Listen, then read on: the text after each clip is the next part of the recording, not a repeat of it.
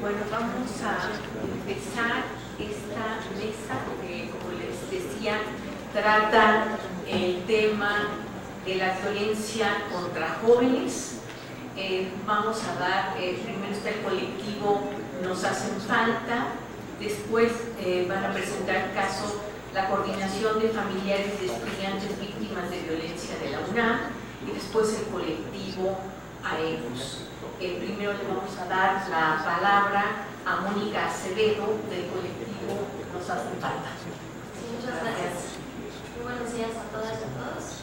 Muchas gracias por habernos invitado a participar en este espacio. ¿Se escucha mejor? Sí. Bueno, antes de iniciar diciendo cualquier cosa, me gustaría empezar compartiéndoles un material audiovisual que realizamos en el 2014 cuando iniciamos este proceso. Bueno, está bien.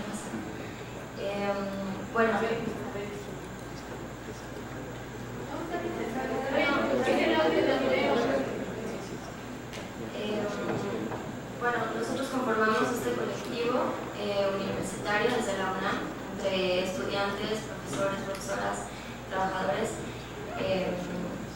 para sumarnos a las exigencias de verdad, memoria y justicia de los familiares de casos de compañeros que habían sido asesinados, desaparecidos o víctimas de feminicidio, no necesariamente dentro de la universidad, sino los miembros de la comunidad en cualquiera de sus formas.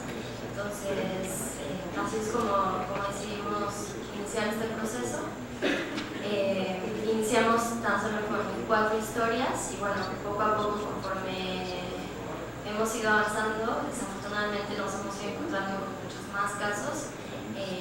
Del 2002 a la fecha tenemos el registro de 38 asesinatos al menos, 19 casos de feminicidio y 9 personas que hasta la fecha siguen desaparecidas, sin contar más de 15 desapariciones que fueron localizadas con vida y también en distintas circunstancias.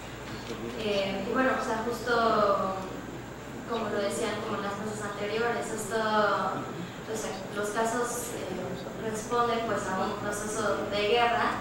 Si bien hay como algunos casos que tienen que ver con motivos políticos claramente, con un exterminio selectivo por las circunstancias, también hay muchos otros casos que no necesariamente tienen que ver con eso, ¿no? Entonces, nosotros decidimos no hacer como esa distinción, porque al final del día, es parte del mismo proceso de guerra, sea por exterminio selectivo, sea por un exterminio masivo donde nos puede tocar a quien sea, o sea, porque el tejido social está tan descompuesto que entre todos nos tenemos que tener miedo, ¿no?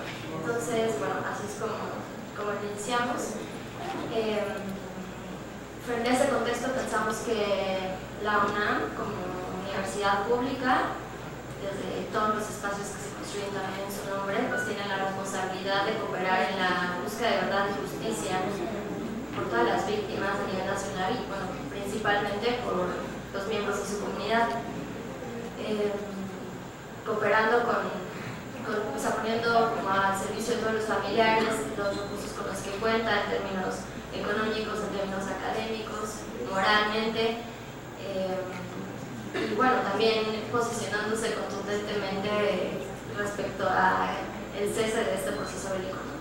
Entonces, a pesar de eso, nos hemos encontrado en este camino con no solo, las autoridades universitarias no solo no cooperan con esa búsqueda de verdad y justicia, sino incluso obstaculizan y han sido omisas a muchos de los casos. Sobre todo esto ha sido mucho más evidente en los últimos 2 años en los casos de asesinatos de compañeros dentro del campus universitario, en los cuales las autoridades los familiares han recurrido a ellos para buscar ayuda y les cierran las puertas, ¿no?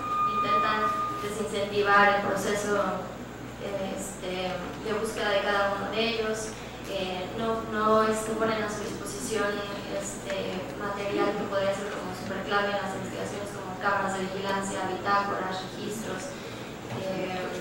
Eso por un lado, y por otro lado, en sus discursos, en los momentos en los que llegan a pronunciarse por algunos de los casos, reproducen lógicas de criminalizar a los compañeros, patologizarlos, culpabilizarlos, ¿no? Sugiriendo que el lesbi fue asesinada porque no tenía nada que hacer caminando tan noche en CEU, o como el compañero Luis Roberto, que el director de la facultad le escribió a los padres que bueno, él estaba deprimido y desnutrido y enfermo y que probablemente por eso se había suicidado, cuando claramente después, o sea, no fue un suicidio.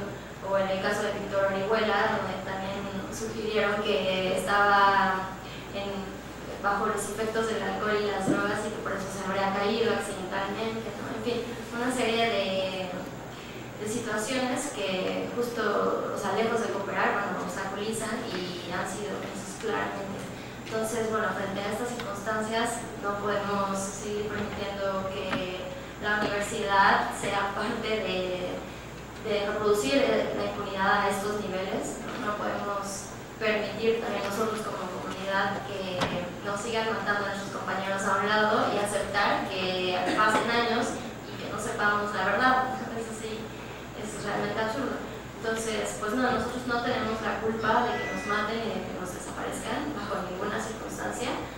Y pues bueno, vamos a seguir como sumándonos a las exigencias de cada uno de los familiares y pues también haciendo las nuestras, porque el derecho a la verdad es principalmente de ellos, pero también de nosotros como comunidad y como sociedad, independientemente de ellos.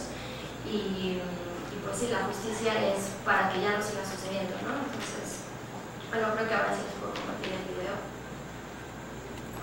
Estaba por entrar al quinto semestre de arquitectura en la Universidad Nacional Autónoma de México.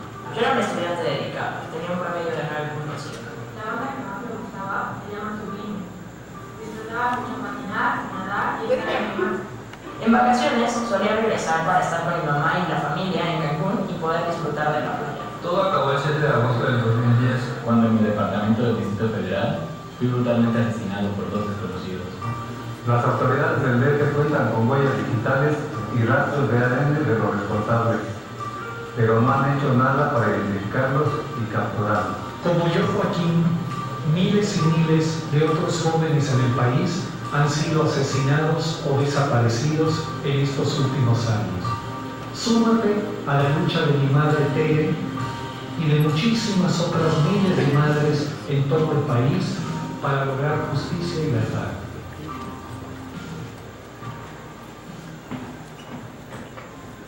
Mi nombre es Mónica Alejandría Ramírez Alvarado. Me apasiona mucho leer, pintar y también estudiar inglés. En 2004 cursaba el último semestre de la licenciatura en Psicología en la Francisca Cárdenas. Uno de mis sueños era poder viajar al extranjero y conocer Europa. Vivía con mi familia en Catepec, Estado de México. El 14 de diciembre de ese mismo año salí por la mañana hacia la escuela. Ese día no pude despedirme de mi madre. Por la tarde ya no volví a casa. Después de varias horas de no saber nada de mí, mis padres empezaron a preocuparse. Al llegar la noche salieron a buscar a un hospital, a la PGR. Fue hasta después que una señora transportó cerca de nuestro Martín Carrera y dijo que me había visto subir a un carro. Quienes me capturaron enviaban algunos mensajes a mis padres pidiendo dinero y amenazando con mi vida. Después de sus mensajes, nunca se volvieron a comunicar con mi familia. Mis padres, al continuar con las investigaciones, pudieron encontrar que 2 de mis compañeros de la universidad estaban involucrados en el secuestro. Desde entonces me encuentro desaparecida. Mis padres se han esforzado mucho buscarme y aparte del apoyo de las autoridades correspondientes, han tenido que hacer las investigaciones por su cuenta. En este proceso han recibido muchas amenazas para que abandonen la búsqueda.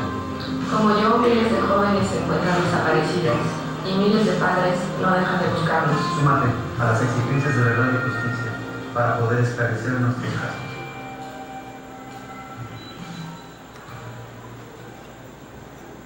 Mi nombre es Víctor Castro Santillán. Era estudiante distinguido de la Facultad de Psicología de la UNAM. Antes de eso, había cursado la carrera de guitarrista clásico en la Escuela Nacional de Música de la misma institución. En varias ocasiones di conciertos en la explanada de las islas. También aprendí a hablar francés, alemán e inglés porque me gustaban mucho los idiomas. En 2010 me mudé a la ciudad de Monterrey para hacer un intercambio en la Universidad Autónoma de Nuevo León. En abril de ese mismo año fui asesinado por un grupo de criminales que fueron contratados por un estudiante de esta misma universidad. Se sabe que este estudiante tiene vínculos estrechos con grupos empresariales y políticos. Mis padres se han enfrentado directamente con la impunidad y corrupción del aparato jurídico del país. A pesar del profundo dolor e indignación, no han dejado de luchar para que se haga visible lo que les sucede. Dice en mi caso, como en muchos otros, no está solo relacionada con el encarcelamiento de los autores intelectuales y combatir las causas que lo hicieron posible. No permitas que se olvide lo que me pasó. Súmate a la exigencia de justicia. Solo juntos podremos detener esta guerra y garantizar que se deje de reproducir la violencia en nuestro país.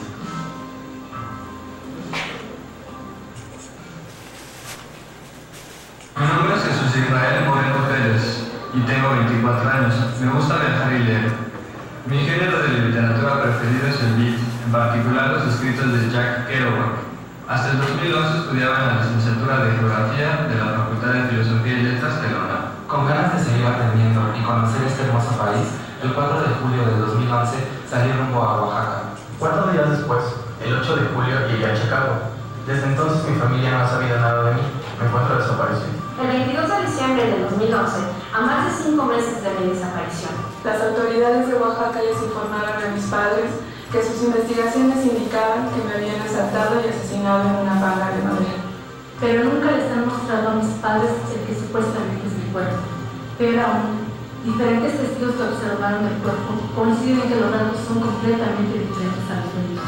Mi papá y mi mamá, como decenas de miles de otros familiares en el país en esta guerra, han realizado bajo su riesgo una serie de investigaciones por cuenta propia. Las autoridades de la Facultad de Filosofía y Letras y de la UNAM tampoco los han ayudado. Yo quiero regresar a estudiar. Quiero volver a caminar por los pasillos de la universidad. Y poder sentarme a leer las islas. Yo ya no quiero estar en Francia.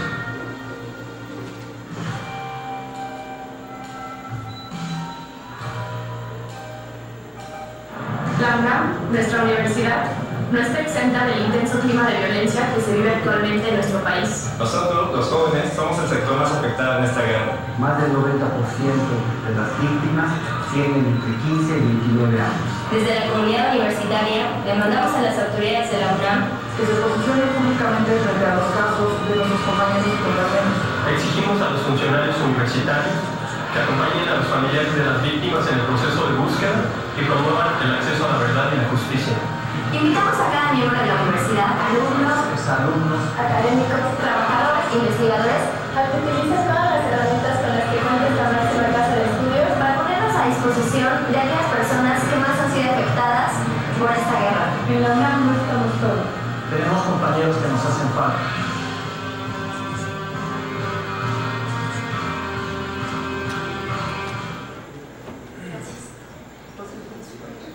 Yo creo que sin más, vamos a pasar la voz a Lourdes. Pues vamos a dar María Lourdes Mejía Aguilar, ¿no? Va a presentar también su caso sobre el grupo que se llama Coordinación de Familiares de Estudiantes Víctimas de Violencia en la UNAM. Sí, gracias. Buenos días, compañeros, buenas tardes. Bueno, yo soy integrante de la Coordinación de Familiares de Estudiantes de la UNAM, víctimas de violencia. Soy madre de Carlos Silva Cuevas Mejía, un tesista de la Facultad de Filosofía y Letras, ejecutado extrajudicialmente el día 26 de octubre del 2011. Estamos a 6 días de cumplir 7 años de la ejecución de Carlos. Carlos era un tesista de la facultad. Él acaba su carrera y ya estaba trabajando como profesor. Carlos participó en la huelga del 99-2000, estuvo participando en varias luchas, era un activista, estuvo apoyando la lucha de los padres de sucumbíos, de los jóvenes que mataban en Sucumbíos, Ecuador, que eran sus compañeros de la huelga y sus amigos. Estuvo apoyando la lucha de los compañeros del ESME, de los trabajadores del ESME. Estuvo acompañando también la lucha, de hecho estuvo en uno de los encuentros, el primer encuentro que hubo de los pueblos desplazados, como San Juan Combarda, como Atenco, que fue en la Facultad de Filosofía. Esto fue en el 2011. Y bueno, a Carlos lo ejecutan precisamente por su activismo. Estos 7 años he luchado porque se esclarezca, sin embargo lo único que he encontrado es que se obstaculiza cuando es la muerte de un activista, cuando es un joven que levantó la voz, pues te encuentras con la Procuraduría que obstaculizan los casos, que desaparecen información, tanto información gubernamental, parte de esta forma de desaparecer y de criminalizar a los activistas y a los estudiantes. También son las autoridades de la UNAM. Las autoridades de la UNAM desaparecieron información como los videos, que en la mayoría de los casos hace esto las autoridades de la UNAM, de no entregar videos o entregarlos cambiados. La bitácora del día 20 de noviembre, que Carlos es detenido por su activismo y entregado por Auxilio UNAM a la policía. Hubo una campaña de desprestigio, de criminalización, donde decían que Carlos era un militar infiltrado. Estos volantes salían firmados por un colectivo revolucionario, Emiliano Zapata, que al parecer es fantasma, donde decían que era un militar.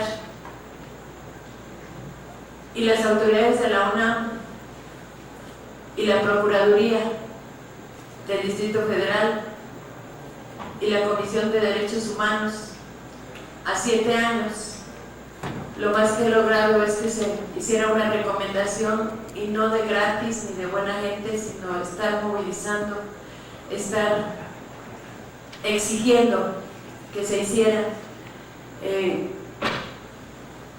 pasando etapas en que desaparecen información gubernamental, tanto de la Procuraduría, del sector mayor policíaco, de la Fiscalía de Coyoacán, y la documentación donde debieran entregarla, pues la desaparecen sencillamente diciendo que se inundó el segundo piso de Beppo 136, porque el día que asesinan a mi hijo asistió un policía de este sector diciendo que iba a hacer una estadística del grado de delincuencia que había en el lugar. A mi hijo lo matan en el kilómetro 28,5, en Topilejo. Hay un video donde se ve que en el momento que asesinan a mi hijo, lo dicen los trabajadores del Oxxo, que oyen los balazos, se asustan mucho y se meten corriendo. Ellos estaban comentando un inventario que hicieron, todos los trabajadores del Oxxo que fueron a declarar, que oyen los balazos y se meten corriendo. Eso se ve en el video, pero en ese mismo instante se ven las luces de una patrulla. La Procuraduría durante 7 años ha evitado investigar. Hemos solicitado también que, como activista que era, se aplicara el protocolo de Minnesota, cosa que se ha negado porque niegan el activismo político de Carlos. Y bueno, ha sido una lucha constante con todas estas situaciones, y a la fecha pues no hay nada, ¿no? 7 años, no ha pasado de averiguación previa, ha habido desaparición de información.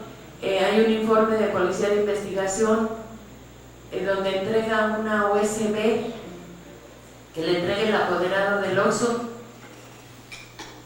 de los videos de ese día del Oxxo, y sencillamente uno de 5 ministerios públicos que ha habido, sencillamente lo cambian de fiscalía, lo mandan a otro lugar, se lleva a su casa o no sé a dónde esa USB, se pide que se entregue, y cuando la entrega, después de 3 años, resulta que ya esa información se perdió. También entregamos unos volantes originales que nos pidió otro de los ministerios públicos. Se entregaron mediante un oficio en frente de Derechos Humanos, de una Junta de Derechos Humanos, y resulta que también desaparecen, ¿no? A estos volantes se les iba a hacer una prueba de qué imprenta habían sido hechos, y pues resulta que también desaparece. Se le informa a Contraloría de la PGJ, pues resulta que dice que no saben dónde quedaron y no hay respuesta, ¿no? Es así como es el trabajo de la Procuraduría cuando se pasa una ejecución extrajudicial y la van negando, van ocultando, se van coludiendo con las autoridades de la UNAM, con la Comisión de Derechos Humanos, que para mí son filtros nada más los que hay para poder tapar todos estos crímenes de lesa humanidad. Es por eso que nos vemos en la necesidad de, como familiares de estudiantes asesinados, tenemos ya varios casos que estamos uniéndonos y trabajando, pues es así como se oculta. Miguel Ángel Mancera, cuando murió mi hijo, todavía no tenía yo, esto fue el día 2 de noviembre del 2011, no tenía yo el resultado de la necropsia en la mano, pero ella estaba declarando que la muerte de Carlos había sido de tipo pasional, de delitos contra la salud, y que Carlos era una persona irascible. Ellos van anticipando, van criminalizando y estigmatizando a los jóvenes que se organizan, logrando así que muchas personas lleguen a creer que en realidad pasó eso, y nos hacen a los familiares y a los mismos muertos culpables de su propia muerte, y a los familiares nos hacen que tengamos que demostrar que no eran delincuentes, no eran activistas, poniéndonos trabas, poniéndonos coludidos, como les digo, con la Procuraduría, en negarse a hacer una investigación realmente y aplicar protocolos. Durante estos 7 años, logramos en el 2016 que se empezaran las mesas, porque también hemos tenido 5 primeros visitadores de la Comisión de Derechos Humanos del DF, también 5 fiscales, y cuando alguna investigación se les exige y ya no pueden, entonces cambian funcionario y entonces atrasar y atrasar y atrasar. Logramos estas mesas de trabajo para que se hiciera en la Comisión de Derechos Humanos con el licenciado Santiago, primer visitador, en el 2016. Y esto empezó en enero, concluimos esas mesas en marzo del 2017, y resulta que cuando ya estaba únicamente esperando la fecha en la agenda de Perla Gómez Gallardo para que hiciera la recomendación, cambian otra vez de nuevo visitador, de primera visitaduría, y desaparecen de la Comisión de Derechos Humanos el acuerdo que se había hecho para hacer la recomendación. Llega la nueva visitadora, Yolanda Hernández Ramírez, y me dice, bueno, más bien me amenaza de que concilio con la Procuraduría o concluye el caso, sin haber leído el expediente, sin haber respetado que ya había un acuerdo para que se pudiera hacer la recomendación, que ya había un trabajo previo. No lo acepto porque no es así como creo que nos deben tratar en derechos humanos. Hacemos la denuncia, hacemos movilizaciones con muchos compañeros que me han acompañado, muchas organizaciones, y presionamos a que no se hiciera todavía para que me pudiera dar una cita Perla Gómez Gallardo para decirle, porque creyendo que ella no estaba enterada y que me estaban amenazando de que se cerrara el caso o que conciliara con la Procuraduría, mediante 3 días de un plantón fue que me da la cita, me recibe, le enseño el documento donde habíamos trabajado ya para la recomendación, y me dice que yo me robé ese documento y que no lo reconocía. Después de esto lo que hace es desaparecer toda la documentación que había de las mesas de trabajo que hicimos, la desaparecieron del sistema de computación, pues de las computadoras de la Comisión de Derechos Humanos. Y me dicen que no es cierto, que no habíamos trabajado. Insistimos mediante movilizaciones, insistimos en estar exigiendo que Perla Gómez Gallardo saliera de ahí porque se quería reelegir. Y fue como, de alguna manera salió el caso a la luz. Tampoco se investigó porque también se dio aviso supuestamente a Contraloría de Derechos Humanos, cosa que nunca se hizo, o por lo menos yo no tengo ningún resultado. Y mediante movilizaciones logramos que la comisión que está ahora, que es la presidenta Nacheli, y presionando y exigiéndole, pues logramos la recomendación el día 8 de agosto del 2018, es la 2-2018, y bueno, en esta recomendación se marca cómo ha habido de omisiones, cómo ha habido de falta de procuración de justicia, el que se forme una comisión indagatoria independiente que habíamos solicitado todos estos años a la Procuraduría, a la Fiscalía de Homicidios, y bueno, se está contestando, el área de seguimiento está contestándole, la Procuraduría no quiere aceptar varias cosas, no quiere aceptar que hubo una ejecución extrajudicial, no quieren investigar, y pues está en rebaticas a ver si se acepta. Medio aceptaron algunas cosas que pues ellos dicen que sí han fallado en algo, pero pues todavía está por verse si lo hacen, ¿no? Ha sido una lucha en la que no nos permiten como familiares siquiera a poder llevar un duelo, a poder asimilar la muerte de un hijo, la muerte de nuestros familiares, y nos someten a más crueldad el estar peleando con todas las instituciones a las que tenemos que acercarnos. Y bueno, pues vamos a seguir, no pienso desistir.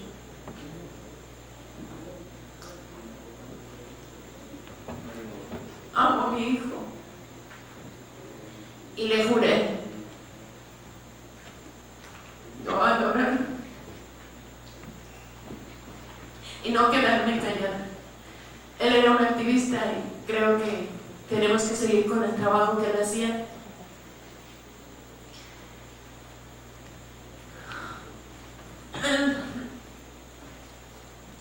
Cuando él sabía que lo iban a matar por su activismo, como mataron a Pavel González, como han matado a tanto joven.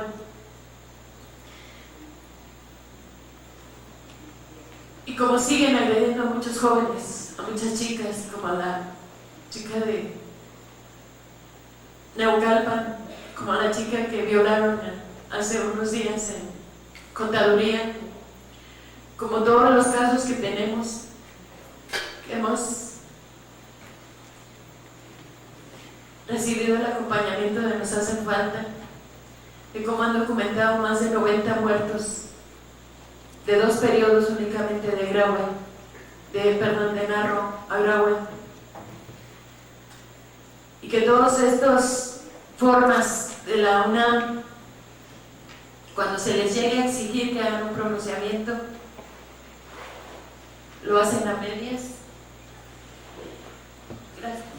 Lo hacen a medias o lo hacen anticipado cuando tienen que defenderse y decir que eso no pasó, como lo hicieron con el caso de la chica que violaron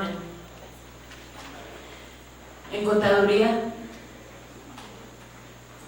Es una situación que hay dentro de la UNAM, de veras es un foco rojo.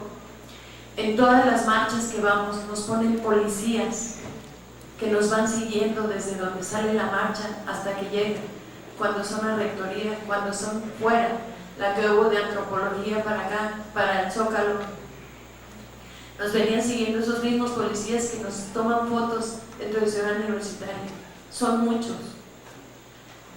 la marcha que hubo de la bombilla a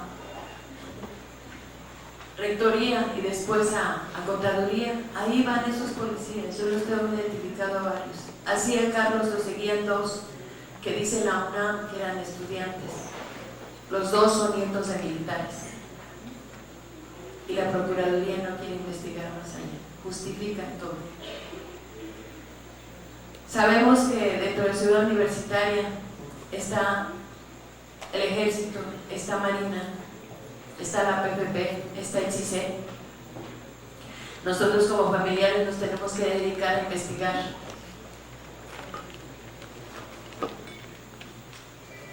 Y vamos teniendo toda esa información y vemos cómo nos siguen. Y los denunciamos y se retiran un rato, nos cambian, y luego otros, y luego regresan. Es un poco rojo. Yo no considero que nos quedemos callados, que realmente se investigue esta intención que tiene la UNAM y de esta complicidad que tienen las autoridades de la UNAM en negar la información. En casi todos los casos no entregan videos, no quieren colaborar, o niegan, o inclusive esconden la información. Pues vamos a seguir. El compañero Víctor Caballero es un compañero que también nos ha apoyado. Él lleva también jurídicamente 3 casos, el mío lo lleva otro compañero también, abogado. Pero hemos trabajado juntos precisamente para que esto no quede impune. Desgraciadamente muchos padres que no se atreven, tienen miedo a denunciar esto, pero no es poca cosa, 90 muertos que han sido por goteo. Y que bueno, pues seguiremos luchando, compañeros. Perdón, otro caso que se me hace importante es que decir que Carlos fue asesinado con armas de uso exclusivo del Ejército y que la UNAM y la Procuraduría han querido callar y no se ha investigado. Y pues seguimos. Yo no he dejado un solo día de estos 7 años en salir diario a ver uno y otro y en pedir apoyo a muchas organizaciones. En una ocasión Trini me decía que no va a dejar de estar tranquila hasta el día que estuviera conmigo. Pues mientras no me toque, aquí vamos a estar y aquí vamos a seguir llamando a todas las madres, a todas las familiares de víctimas que quieran unirse para que levantemos la voz y no queden impunes las muertes de nuestros hijos, de nuestros hermanos, de nuestros familiares. Gracias, compañeros.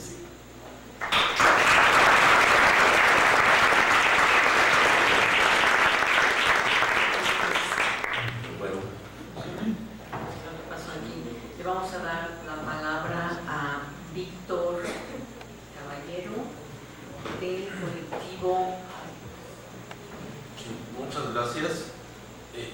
Nosotros tenemos preparado un documento, es parte diagnóstico, parte exigencia, parte denuncia, parte informe de los casos que desde la coordinación de familiares de estudiantes de la UNAM víctimas de la violencia se llevan.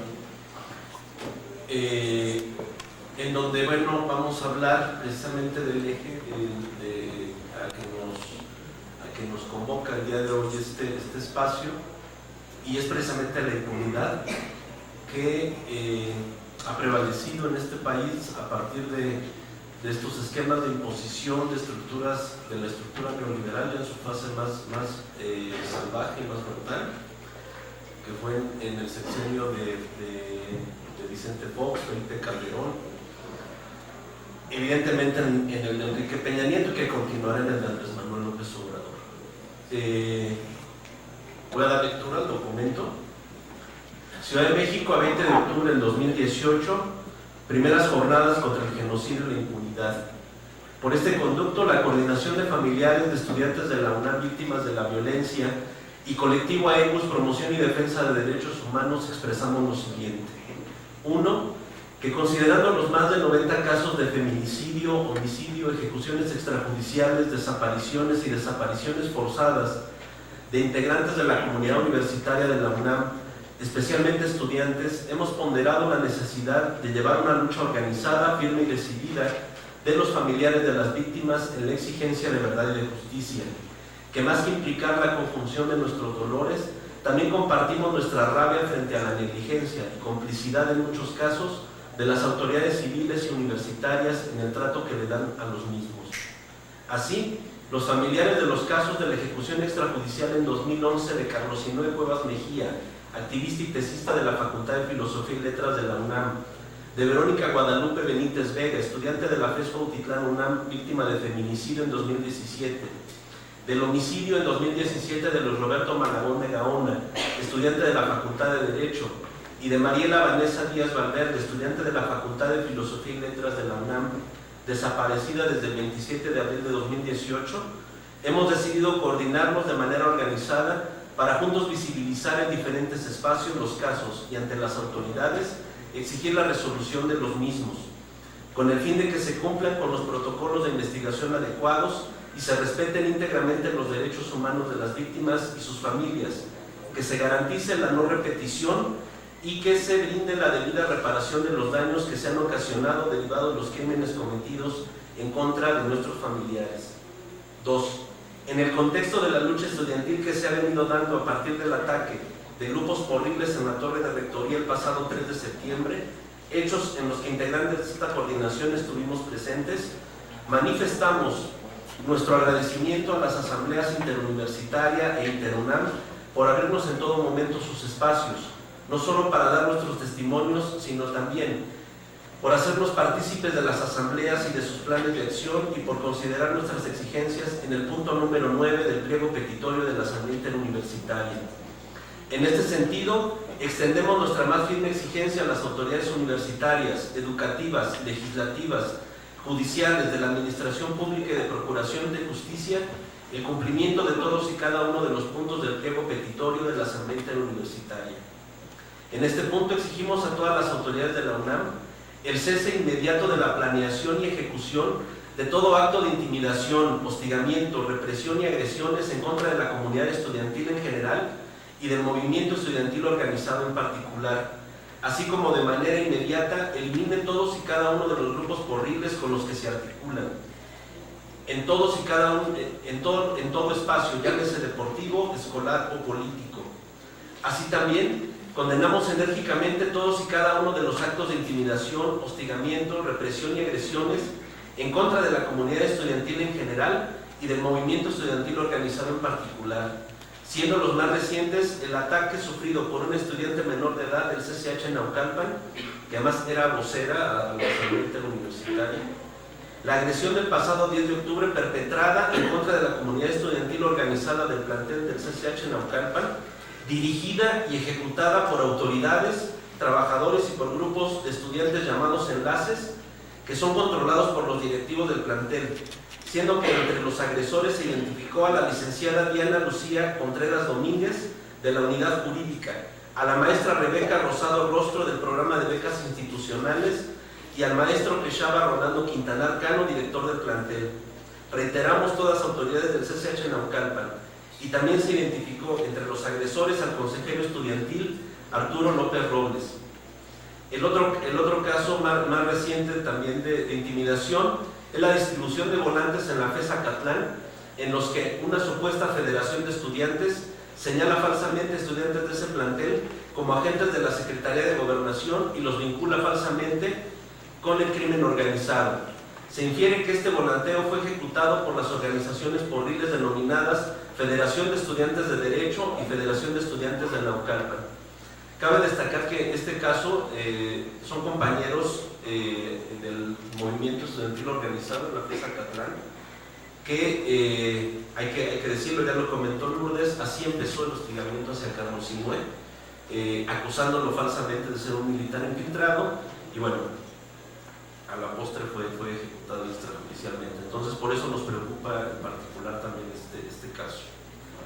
Tampoco podemos dejar de señalar que en este nuevo ataque que estos nuevos ataques son parte del esquema de violencia estructural del Estado mexicano en contra de la juventud en general y de los estudiantes en particular, que ha dejado un saldo, como ya decíamos, solo en la UNAM, de una cifra aproximada de 90 estudiantes y trabajadores y académicos víctimas de feminicidio, homicidio, desaparición forzada, ejecución extrajudicial y desaparición, solo en los periodos de rectoría de José Narro Robles y de Enrique Grau Wichers.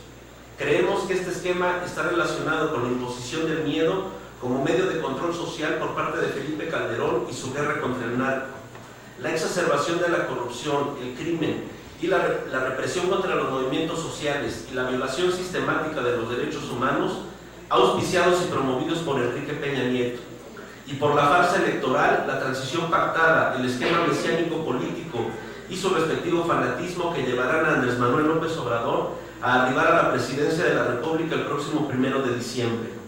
A todos estos personajes, rectores y miembros de la clase política, los define un sistema pernicioso para los pueblos y sus derechos elementales, el capitalismo.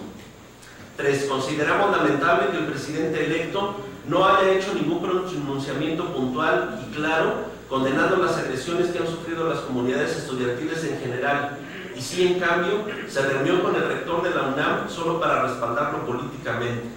Así también vemos con preocupación que el próximo presidente electo haya expresado como una de las alternativas de vida para la juventud el de incorporar a 50,000 jóvenes al ejército. Que exigimos al presidente electo que se abstenga de manera definitiva de seguir insistiendo en imponer el perdón para los perpetradores de la violencia en el país y que en su lugar brinde todas las garantías de justicia y verdad para las víctimas y sus familias, en todos los casos de violación de derechos humanos, de represión, de lesiones, de desaparición, de ejecuciones extrajudiciales, de feminicidio, de homicidio y de desaparición forzada, pues creemos que ese discurso del perdón solo trata de convencer al pueblo de que no se persiga a los políticos e integrantes de las Fuerzas Armadas y Policíacas que han cometido parte de las atrocidades que tienen al país bañado en sangre, junto con la confrontación al crimen organizado, que solo evidencia el colapso de todos los aparatos de seguridad pública del país. Le exigimos además que brinde una explicación puntual y no elusiva, como acostumbra, del por qué en su proyecto de nación, en la página 77, se avala la Ley de Seguridad Interior como instrumento justificador de la permanencia del Ejército y de la Marina Armada de México, supuestamente en la lucha contra el narcotráfico. Y también le exigimos que explique las razones por las cuales integrantes del partido Morena en el estado de Sonora propusieron y aprobaron por mayoría, junto con otros partidos, una solicitud al Ejecutivo Federal para la aplicación de dicha norma en la entidad. Igualmente le exigimos la cancelación definitiva, sin consultas absurdas, de los proyectos de muerte que afectan a comunidades, pueblos originarios y zonas urbanas en cualquier materia, pero sobre todo en la minera, aeroportuaria, ferroviaria y de las llamadas zonas económicas especiales, pues prevemos que en el caso de que se traten de imponer por medios falaces de apoyo a su gobierno, apoyados por una mayoría fanatizada, ante los opositores se usarán, según de manera justificada, los aparatos represivos del Estado. 4. Que de cada uno de los casos de esta coordinación manifestamos que a la fecha nuestras exigencias y el estado que guardan son los siguientes. A. Del caso de Carlos Sinué Cuevas Mejía, activista y tesista de la Facultad de Filosofía y Letras de la UNAM, víctima de ejecución extrajudicial, informamos que una vez que las autoridades de la Procuraduría General de Justicia de la Ciudad de México aceptaron parcialmente la recomendación 2/2018 de la Comisión de Derechos Humanos del Distrito Federal, debe integrar de manera inmediata una comisión de investigación independiente conforme lo establecido en el protocolo de Minnesota respecto de la ejecución extrajudicial de personas. Sin embargo, a la fecha no lo ha hecho, lo que implica una violación directa a los derechos humanos de seguridad jurídica y de acceso a la justicia. B. Del caso de Verónica Guadalupe Benítez Vega, estudiante de la FES Cuautitlán UNAM, víctima de feminicidio en 2017, informamos que la Fiscalía General del Estado de México y la Fiscalía Especializada en Materia de Violencia de Género no informaron a la familia sobre la reciente renuncia del Ministerio Público que atendía el caso de nombre Omar Vilchis, de la cual nos enteramos de manera fortuita y por conducto de otra de las víctimas a la que también atendía este Ministerio Público, es la que le avisa a la familia de Lupita que el MP ya renunció. O sea, la Fiscalía nunca le informó a la familia este hecho. Esta situación nos preocupa sobremanera, pues se suma a los 4 cambios previos de ministerios públicos en el caso, lo que nos hace temer una situación de vulnerabilidad en su atención y que además violenta los derechos humanos de seguridad jurídica y de acceso a la justicia. Así también informamos que el juez 13º del distrito en el Estado de México debe resolver un juicio de amparo promovido por el sujeto procesado por este caso, en el que alega de manera infundada e inmotivada que se violaron sus derechos humanos al no admitirse en unas pruebas que ofreció fuera de tiempo, en razón de que precisamente el tiempo de espera de dicha resolución mantiene suspendido el juicio oral, que se encuentra ya en una etapa final, solo esperando que las partes dicten sus alegatos finales para que se dicte la sentencia correspondiente. En este punto es necesario precisar que existen criterios emitidos por tribunales colegiados de circuito que han coincidido en desechar las demandas de amparo que se promueven en las circunstancias en las que la promovió el procesado, por lo que consideramos que en este caso también debe negarse dicho amparo. C. Del caso de Luis Roberto Malagón de Gaona, estudiante de la Facultad de Derecho de la UNAM, víctima de homicidio en 2017, informamos que en próximas fechas estaremos presentando una denuncia adicional en la Procuraduría General de Justicia de la Ciudad de México en contra de la empresa denominada Ecosistemas Hidráulicos S.A.D.C.B. para que se le investigue su probable responsabilidad del hecho por la concesión que le fuera otorgada por las autoridades de la UNAM para el manejo y mantenimiento del pozo de absorción en que se ahogó Luis Roberto, además de seguir en la exigencia del fijamiento de responsabilidades al personal de la UNAM que lo llevó a la Clínica 8 del Seguro Social, indicando que había sufrido un ataque epiléptico cuando él se estaba ahogando en el pozo. Aquí hago un paréntesis, en el caso de Luis Roberto, no sabemos de qué forma, pero él lo ven algunas personas ahogándose en un pozo de absorción que está en el estacionamiento de la Facultad de Medicina. 2 empleados administrativos de la Facultad de Medicina lo ayudan a salir, lo reaniman, en eso llegan servicios de urgencia de la UNAM, de paramédicos de la UNAM, y lo suben a la ambulancia y lo trasladan a la Clínica 8 y lo presentan diciendo que él había sufrido un ataque epiléptico, cuando él lo había sacado prácticamente ahogándose en el pozo. Por esta situación, el personal de la Clínica 8 lo atiende durante 3 días por problemas neurológicos, les da medicamentos por estos problemas, y a partir del 4.º día se dan cuenta que tiene los pulmones y el cráneo lleno de agua, y es hasta en ese momento que le empiezan a hacer aspiraciones, que bueno, ya no sirvieron. Él fallece al 5.º día de que estaba ahí en la clínica del Seguro Social. Y después el director de la Facultad de Derecho manda a llamar a sus papás y los amenaza de que no continúen con ninguna investigación, porque él tiene ya el expediente clínico de Luis Roberto y él sabe que él padecía del riñón, del hígado, o sea, una serie de enfermedades que no tenían absolutamente nada que ver con los hechos. Y resulta que ahora nos enteramos que ese pozo de absorción está concesionado a una empresa particular, una empresa que no tiene una página de internet, que solamente aparece en algunos directorios de empresas cuando uno la googlea en el buscador. Tiene domicilios en Ciudad de Zahualcóyotl, en Granjas, México, pero no hay una publicidad real de esta empresa. Y el manejo y el mantenimiento que le da el pozo de absorción a la empresa es únicamente para que haya una tensión hasta 33 milímetros de precipitaciones, cuando en la zona el promedio en tiempo de lluvias, el promedio de precipitaciones de 45 milímetros. El día que el Roberto es encontrado y sacado del pozo había llovido hasta 56, evidentemente estaba inundado. Entonces creemos que ahí hay una responsabilidad culposa de parte de la empresa.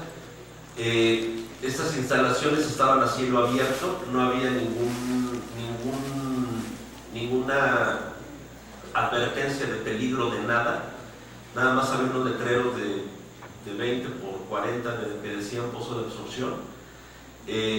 Ahí se ve claramente en el edificio de la Facultad de Medicina hasta donde llega el agua, ahí llega a subir hasta 1,5 metros en esa zona. Y ahora, en el periodo vacacional último, que fue en el mes de julio, antes de que se cumpliera un año del fallecimiento de Luis Roberto, ya sabiendas de que íbamos a hacer una movilización el 18 de agosto, ya enrejaron el lugar, hay una reja ya donde está cubierta toda esta parte del pozo, y ahora sí pusieron 2 letreros de cerca de 1 metro por 50 centímetros que dice peligro pozo de absorción. Entonces, y precisamente ese día también, el día que hicimos la movilización por el caso de Luis Roberto, durante todo el tiempo también nos estuvo siguiendo este señor Licona, Teófilo Licona, que también lo vimos coordinando a los foros en 3 de septiembre.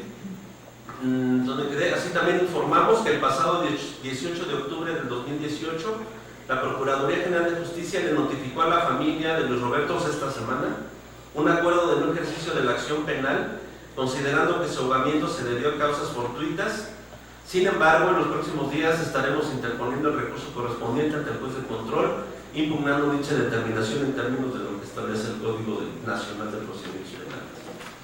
Desde el caso de Mariela Vanessa Díaz Valverde, exigimos a la Procuraduría General de Justicia de la Ciudad de México una respuesta puntual a la carta que se ha distribuido desde hace 2 semanas, firmada por diversas personas y organizaciones, en la que piden resultados puntuales en las investigaciones conforme a la Ley General en materia de desaparición forzada de personas, desaparición cometida por particulares y del Sistema Nacional de Búsqueda de Personas y al protocolo homologado. Máxime que consideramos que fue a partir de este caso que la Procuraduría General de Justicia se vio obligada a conformar la Fiscalía Especializada en Búsqueda, Localización e Investigación de Personas Desaparecidas, la cual a la fecha tampoco ha dado ningún resultado tangible. 5. Para el clima de violación sistemática de los derechos humanos en el país y los esquemas represivos del Estado, no se ve una propuesta o un plan real de atención por parte del gobierno presente ni en el futuro. Por ello continuaremos hasta las últimas consecuencias con nuestras exigencias, con independencia de quién o quiénes ocupen los diferentes cargos de gobierno y de procuración de justicia.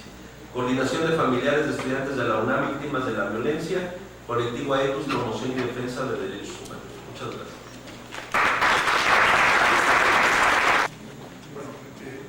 Creo que es muy importante explicar, aunque es la primera vez que estamos viendo, que la red no tiene financiamiento, no tiene abogados, no es una ONG,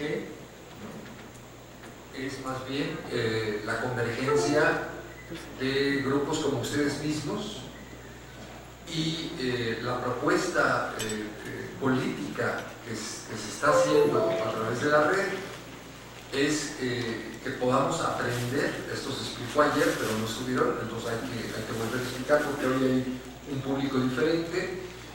Es muy importante explicar que la idea es desarrollar una ética de acompañamiento en tribunales o ante instancias del Poder Judicial. Cuando se va a la PGR, cuando se va a la Comisión de Derechos Humanos, sobre todo cuando se va a tribunales, para, digamos, desarrollar una presencia lo más masiva posible, que la tendremos que ir construyendo poco a poco, aumentando el número de compañeros que se sumen a la red y aumentando la conciencia de los miembros de la propia red para asistir a los tribunales. Entonces, para nosotros es una necesidad comenzar a formar un cronograma de cuándo va a ser qué frente al Poder Judicial, quién, para que todos sepamos y podamos administrar nuestras posibilidades de acompañamiento. Ahorita, pues, evidentemente somos muy pocos, estamos comenzando. En Argentina, la acumulación a lo largo de años de esto les permite tener de 3.000 a 30.000 gentes por juicio en tribunales. La eficacia de la presión, de la observancia sobre los jueces se debe a este hecho. Entonces, bueno, esta es una explicación no solo para ellos, sino para todos los demás. en el sentido de que esto es lo que estamos buscando y en ese sentido va la pregunta que les hace la compañera Manuel. Bueno, mi percepción ante esto es que la famosa autonomía, la universidad la utiliza para negar investigaciones, por ejemplo. En el caso de Carlos, me dijeron que no podía entrar la policía a investigar ni a saber nada de Carlos porque no podía entrar la policía. Pero casualmente hubo una balacera en el 2016 donde hirieron a varios jóvenes porque estaban investigando la pérdida de un celular. Eso es una simulación. La policía está ahí adentro. Hubo otro caso de un joven que detuvieron que trabajaba ahí ayudando en un puesto de tacos y que fue detenido. Ese día yo fui a la Facultad de Filosofía y precisamente vi a 3 policías de investigación, porque llevo 7 años yendo a la fiscalía cada semana, cada día, y los 3 policías estaban adentro. Entonces la policía sí entra, solo que van a seguir a los jóvenes que se organizan, van a estar fiscalizando y a darle seguimiento, pero no van a investigar una ejecución extrajudicial. En el caso de Carlos, así dijeron que no podían entrar porque había autonomía. ¿Ok? Y entonces, ¿qué hacían los policías ahí? O sea, se ha visto. Y los que nos siguen son policías o son militares, tienen toda la pinta. O sea, es una simulación de las autoridades. En el caso, decía el profesor Barrera, ustedes hacen seguimiento. Yo, desde que empezó lo del Tribunal Permanente de los Pueblos, metí mi ficha, que me decían que a veces nosotros no sabemos para dónde ir como familiares, creemos que todo el que nos escucha o que sabe del caso nos va a apoyar y no sabemos ni quién, pues vamos aprendiendo, nos vamos formando en esto. Me decía que si tenía experiencia, no, pues es que es el primer muerto hijo que llevo, ¿no? Y nos vamos formando y a veces nos van haciendo a un lado. O sea, son simulaciones todo, realmente. Yo espero que esto avance. Y sí, efectivamente, soy la madre que todavía llora por su hijo y la madre a la que le desgraciaron la vida y que desintegra familias y que hace muchas cosas esto. Pero sí tengo ganas de seguir con memoria de mi hijo porque él lo estaba haciendo, porque él veía toda esta crueldad. Y creo que hay que seguir un trabajo, no nada más por mi hijo. Y no porque no haya más muertos, más jóvenes violadas, más desaparecidos, más feminicidios. Creo que es una responsabilidad que tenemos. La otra, por lo que yo creo que callan a todos estos jóvenes, es porque quieren privatizar la educación. Sabemos que la huelga del 99 fue eso. Y que cuando levantan la voz los jóvenes, mejor hay que matarlos para que se callen. Y la idea es esa. Cada situación, cada movimiento que se da de jóvenes que están peleando porque haya más maestros, porque tengan, precisamente por eso los callan. El ataque de los porros, estábamos ahí con otra madre de una chica que fue quemada de CCH Oriente, que fue levantada, que fue violada y fue calcinada. Fuimos a acompañar a los padres y a los jóvenes que estaban protestando de CCH Escapo y fuimos violentados. Y Licona, Jesús Teófilo Licona, es coordinador de Auxilio UNAM, estaba, y se han visto los videos, estaba dirigiendo a los porros para que fueran a golpear a los jóvenes que estaban ahí. Y lo vimos. Todavía después estuvo en la explanada cuando la periodista del Universal fue agredida también por los porros y la resguardamos en rectoría. Todavía vimos como Lincoln estaba a media explanada sin hacer nada. Y esto de los porros ha sido siempre. En el caso de Carlos, lo agredió, sin embargo, desaparecieron las bitácoras. Auxilio UNAM también lo sigue, y no digo todos los trabajadores, no, sino aquellos trabajadores que son de Auxilio UNAM, que son policías, que están incrustados ahí para darle seguimiento a los jóvenes, a los estudiantes, a las mujeres. Los demás compañeros. Voy a dar respuestas muy precisas. ¿En qué puede acompañarnos la red? Bueno, en el texto están indicados las instancias donde están los diferentes casos, procuradurías, juzgados de distrito, juzgados de tribunal de enjuiciamiento, o sea, ahí está precisado.